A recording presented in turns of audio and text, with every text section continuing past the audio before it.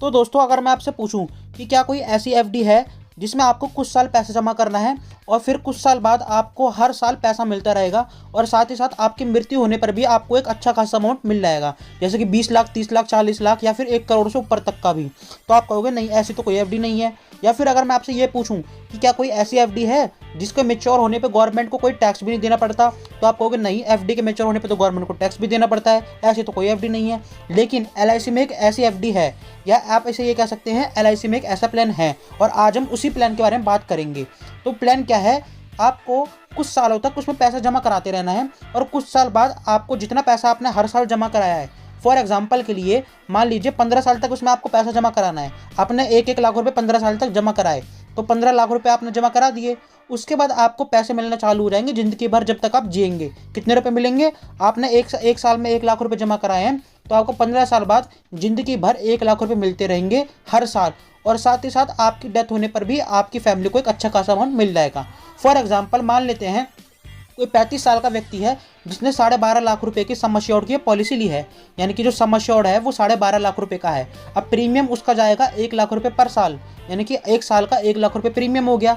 अगर मंथली देखा जाए तो हो गया 8,500 रुपये, 8,500 रुपये का प्रीमियम हो गया मंथली। अब बात करें उसने कितना भर दिया, तो 15 लाख उसने भर दिया 15 सालों में भाई। अब उसको मिलेंगे कितने? उसको मिलेंगे 1 लाख रुपये।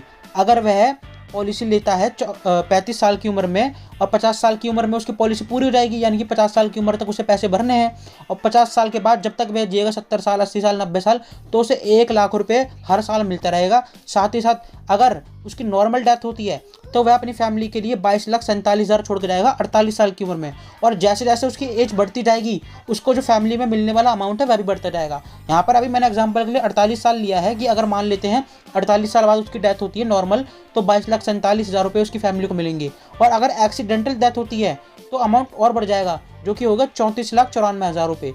और जैसे जैसे इनकी एज बढ़ेगी जो आपको डेथ पे मिलने वाला अमाउंट है वह भी बढ़ता जाएगा। और अगर मान लेते हैं आप कभी इस पॉलिसी को कैश में कन्वर्ट करवाना चाहते हैं, भाई आप चाहते हैं कि चलो 1-1 लाख रुपए मैंने 10 साल तक ले लिया और अब मेरे को और पैसा नहीं लेना, अब मैं इस पॉलिसी को कैश करवाना चाहूँगा, तो आप इस पॉलिसी को कैश भी करवा सकते हैं। ज़रूरी नहीं है कि आपको डेथ होने का इंतजार करना ही करना पड़े कि आपकी फैमिली को पैसे मिले, इसमें आप नॉर्मली कैश वैल्यू भी कन्वर्ट करवा सकते हो। और अगर आपको इस पॉलिसी का नाम जानना है तो आपको क्या करना पड़ेगा, आपको राइट वाली वीडियो पर क्लिक करके देखना होगा कि इस पॉलिसी का नाम क्या है, क्योंकि मैं इस पॉलिसी को इस वीडियो में नहीं डिस्कस करने वाला, इसमें मैं पहले से एक वीडियो बना चुका हूँ। आप राइट वाली वीडियो पर क्लिक करके इस पॉलिसी की पूरी डिटेल आराम से देख सकते हैं।